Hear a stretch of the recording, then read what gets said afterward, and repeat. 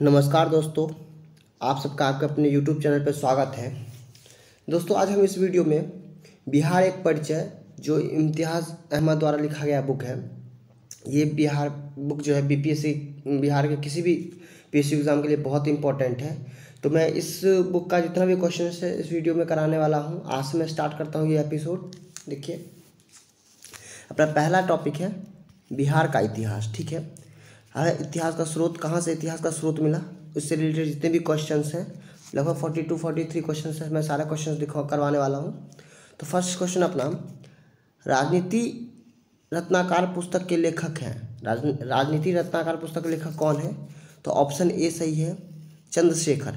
चंद्रशेखर जी जो है वो है राजनीति रत्नाकर पुस्तक के एक लेखक है। ठीक है, नेक्स्ट क्वेश्चन अपना, नेक्स्ट क्वेश्चन, कौटिल्य की पुस्तक अर्थव्यवस्था किस विषय पर आधारित है? देखिए, ये भी लिखा गया है, ये 63 बीपीएससी में पूछा गया था 2018 में। तो कौटिल्य की पुस्तक अर्थव्यवस्था किस विषय पर आधारित है? इसका सही आंसर है शासनकाल के सिद्धांत और अभ्यास। ऑप्शन बी करेक्ट है, शासनकाल के सिद्धांत और अभ्यास। ठीक है, थर्ड क्वेश्चन अपना,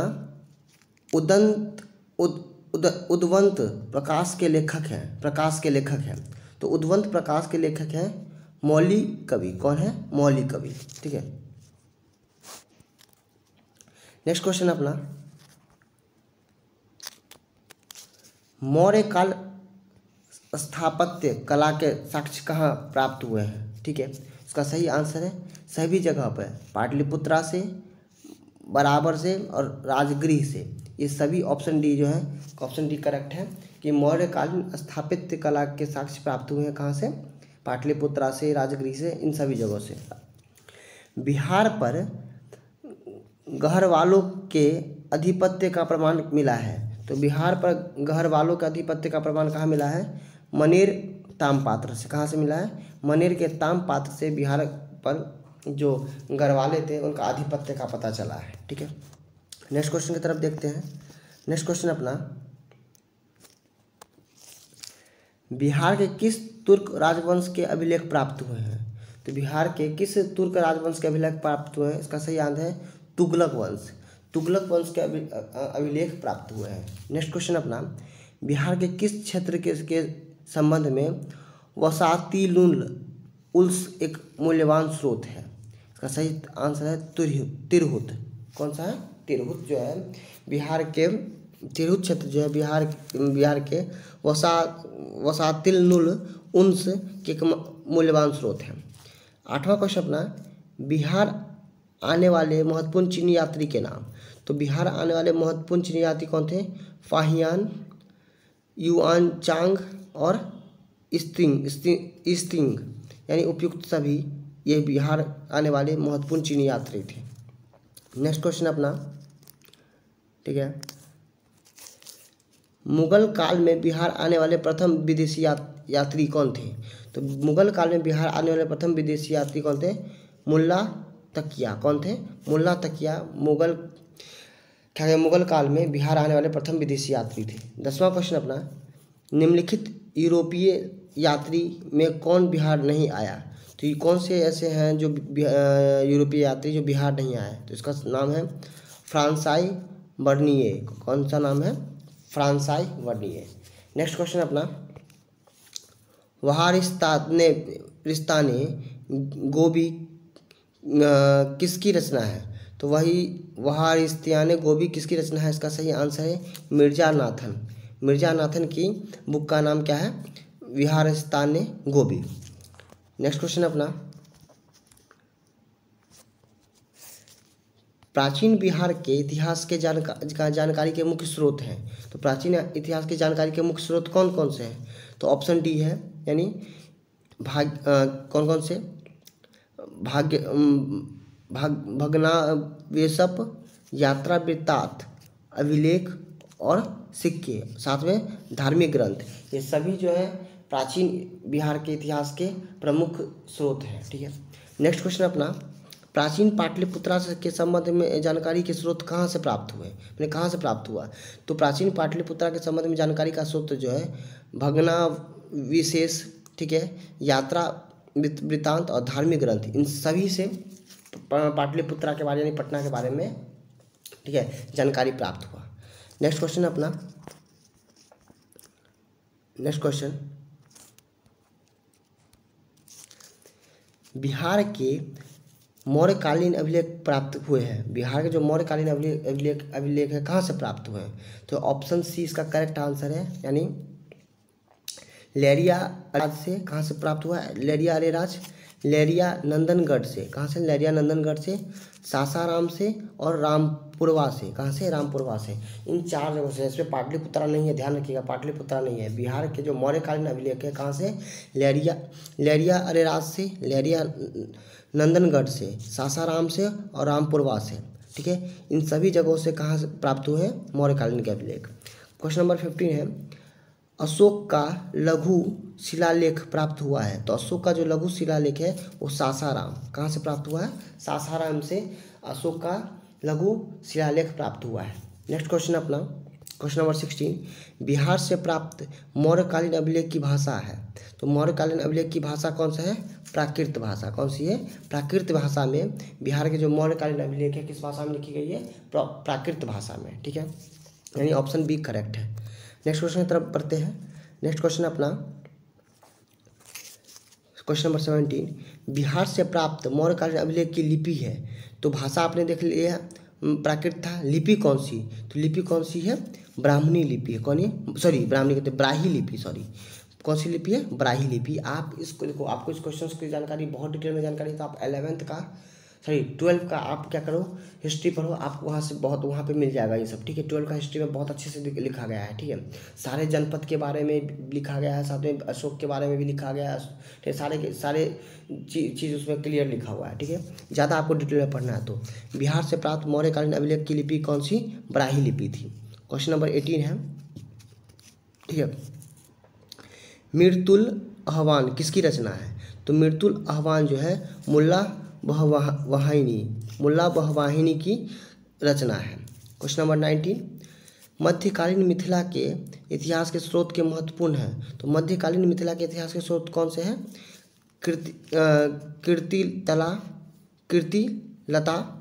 कीर्ति पताका, ठीक है, वर्ण रत्नाकर, ये सभी जो है मध्यकालीन मिथिला के इतिहास के स्रोत हैं।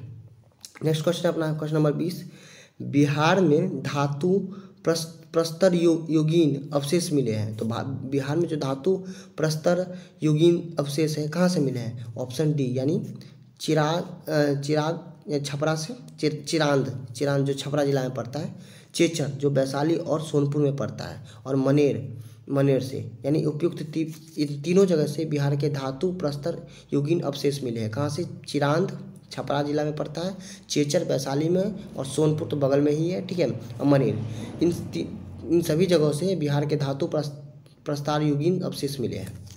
नेक्स्ट क्वेश्चन तरफ बढ़ते हैं। नेक्स्ट क्वेश्चन अपना, ठीक है, क्वेश्चन नंबर 21, बिहार के गया जिले से अपसढ़ से प्राप्त अभिलेख में किस राजवंश के बारे में जानकारी मिली है? तो इसका सही आंसर है परिवर्तित गुप्त वंश। कौन से हैं? परिवर्तित गुप्त वंश जो है का अवशेष मिला है कहाँ? बिहार के गया जिले से, ठीक है। नेक्स्ट क्वेश्चन की तरफ बढ़ते हैं। अपना नेक्स्ट क्वेश्चन है, ठीक है, नेक्स्ट क्वेश्चन नंबर 22, बिहार प्रांत के आरा से प्राप्त देववरनाक का लेख तथा शाहपुर पटना एवं मंदार बांका से प्राप्त लेख में जानकारी मिली है। किसकी जानकारी मिली है? इसका सही आंसर है परिवर्तित गुप्त के वंश के बारे में। इससे पहले भी हम पढ़े हैं, कहाँ से? परिवर्तित गुप्त के वंश के बारे में पता चला है। क्वेश्चन नंबर 23 है, पाल शासकों के बारे में जानकारी मिली है। पाल शासकों के बारे में जानकारी कहाँ से मिली है? तो ऑप्शन डी यानी करेक्ट है। कहाँ से मिला है? देवपाल यानी मुंगेर से प्राप्त हुआ है। नारायण पाल का भागलपुर ताम्रपात्र भी लेख से, ठीक है, और महिपाल प्रथम के नालंदा एवं मुजफ्फरपुर के अभिलेख से, इन तीनों जगहों से पाल शासकों के बारे में जानकारी प्राप्त हुई है। नेक्स्ट क्वेश्चन की तरफ बढ़ते हैं। नेक्स्ट क्वेश्चन अपना 24 नंबर क्वेश्चन 24, बिहार के बिहार के लिए सर्वाधिक प्राचीन साहित्योत्तक स्रोत है? तो बिहार के लिए सर्वाधिक प्राचीन साहित्यक स्रोत है अथर्ववेद। कौन सा है? अथर्ववेद जो है बिहार के लिए सर्वाधिक प्राचीन साहित्य स्रोत है। क्वेश्चन नंबर 25 है, बिहार में स्थित महाजनपदों के बारे में जानकारी मिलती है। तो बिहार में स्थित जो महाजनपद थे उनके बारे में कहाँ से जानकारी प्राप्त होती है? इसका सही ऑप्शन है ऑप्शन बी, क्या है? अंगुत्तर निकाय से। कहाँ से? अंगुत्तर निकाय से बिहार के जितने भी जनपद हैं उनके बारे में जानकारी प्राप्त होती है। क्वेश्चन नंबर 26 है, नालंदा के सराय टीला में उत्खनन से प्राप्त हुआ है। तो नालंदा के सराय टीला में जो उत्खनन हुआ है उससे क्या प्राप्त हुआ है? तो पाल काल का बौद्ध विहार, जो पाल शासक थे उनका जो बौद्ध विहार था उनके बारे में सराय टीला से जानकारी प्राप्त हुआ है। Next question number 27 and 28। पहले 27 देखते हैं। बौद्ध साहित्य विनय पिटक एवं दीघ निकाय से जानकारी मिली है। तो बौद्ध साहित्य विनय पिटक एवं दीर्घ निकाय से जानकारी किसके बारे में प्राप्त हुई है? मगध के राजतंत्र एवं वैशाली के गणतंत्र के बारे में और मौर्य काल बिहार के बारे में। किसके बारे में? मौर्योत्तर, मैंने मौर्योत्तर बिहार के बारे में जानकारी प्राप्त हुई है। फिर से बताता हूँ क्वेश्चन। बौद्ध साहित्य विनय पिटक एवं दीर्घ निकाय से किस चीज़ के बारे में जानकारी प्राप्त हुई है? तो वह है मगध के राजतंत्र एवं वैशाली के गणतंत्र के बारे में, साथ में मौर्योत्तर बिहार के बारे में। क्वेश्चन नंबर 23 है अपना, बिहार में बड़े पैमाने पर उत्खनन कार्य करवाने तथा कई प्राचीन स्थलों की खोज करने वाले पुरातत्ववेत्ता कौन थे? तो इसका सही आंसर है कनिंघम। कौन थे? कनिंघम साहब भारत के आज़ाद भारत के मैं बोल सकता हूँ एक तरह से पहले पुरातत्ववेत्ता थे जिन्होंने पहले ही बोल सकता हूँ जिन्होंने बहुत ज़्यादा मात्रा में उत्खनन का कार्य करवाया था। ठीक है, नेक्स्ट क्वेश्चन की तरफ बढ़ते हैं। नेक्स्ट क्वेश्चन की तरफ बढ़ने के बाद पढ़ते हैं क्वेश्चन नंबर 29 है अपना। क्वेश्चन नंबर 29, नालंदा में स्थित बड़ा गांव नालंदा महाविहार का पता किसने लगाया? तो बड़ा गांव नालंदा में स्थित एक बड़ा गांव है जिसका नाम है नालंदा महाविहार का पता किसने लगाया था? इसका सही आंसर है ऑप्शन बी, यानी कनिंघन कौन थे? एक पुरातत्ववेत्ता थे।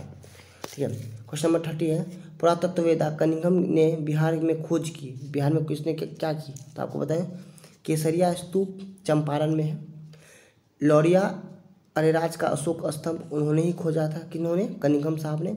और बसाड़ के अवशेषों के आधार पर वैशाली के प्राचीन स्थल के बारे में किन्होंने बताया था? कनिंघम साहब ने बताया था।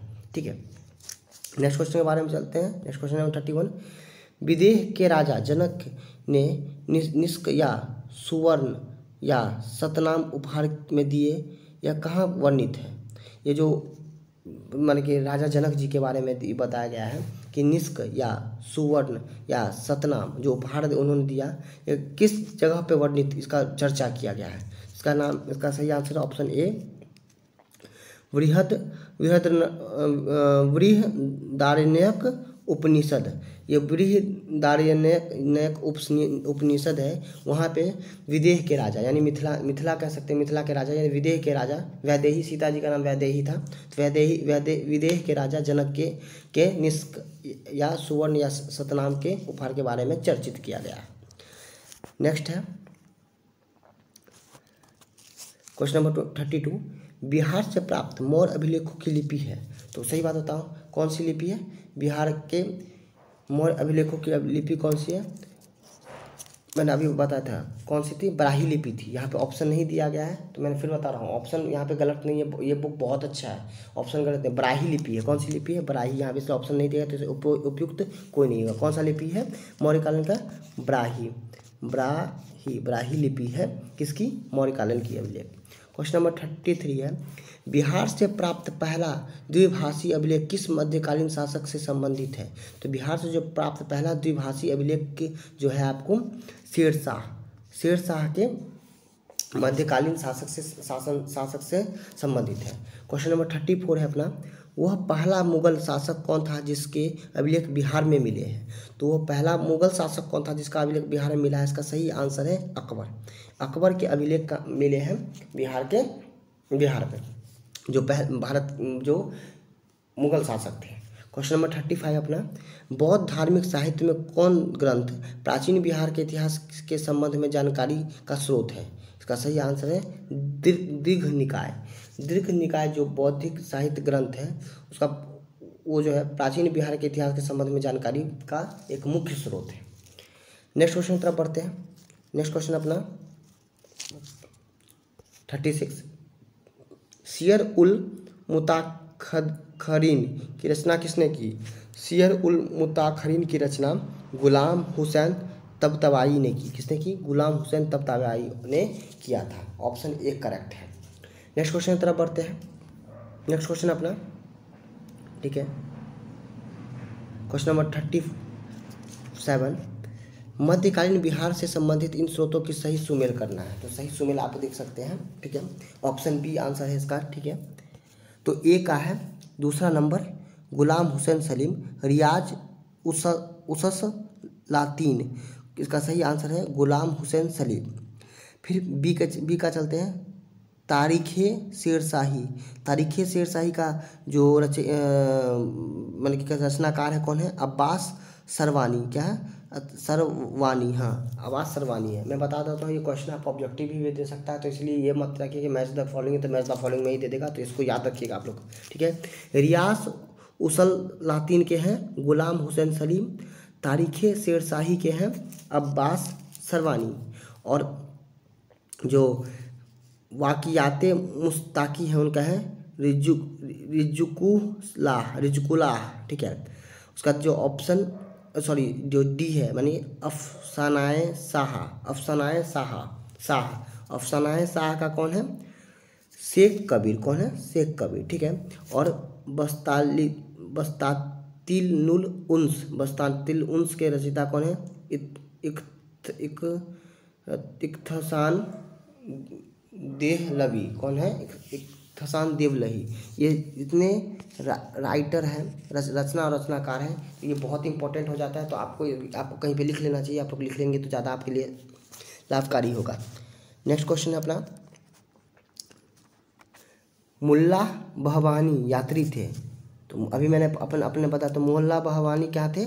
बिहार के बारे में जानकारी प्राप्त की थी। वो कहाँ के थे? ईरान के थे। मुल्ला बहवानी जो बिहार में प्रथम विदेशी आए थे, ठीक है। क्वेश्चन नंबर 39 है, आधुनिक बिहार के अध्ययन के लिए स्रोत है। तो आधुनिक बिहार के अध्ययन के लिए स्रोत है आपको फ्रांसिस बुकानन द्वारा संकल्पित विभिन्न रिपोर्ट। जो फ्रांसिस बुकानन द्वारा जो रिपोर्ट तैयार किया गया है वो आप पढ़ सकते हैं, जो आधुनिक बिहार के बारे में आपको जानकारी प्राप्त कर देगा। District gazetteer land survey and settlement क्या करते हैं? Settlement report. ये यहाँ से भी आप बिहार के बारे में जानकारी प्राप्त कर सकते हैं। साथ में फोर्ट विलियम द्वारा इंडियन हाउस कॉरस्पॉन्डेंस सीरीज, ये सभी को पढ़ने से आपको आधुनिक बिहार के में जानकारी प्राप्त हो जाएगा, ठीक है।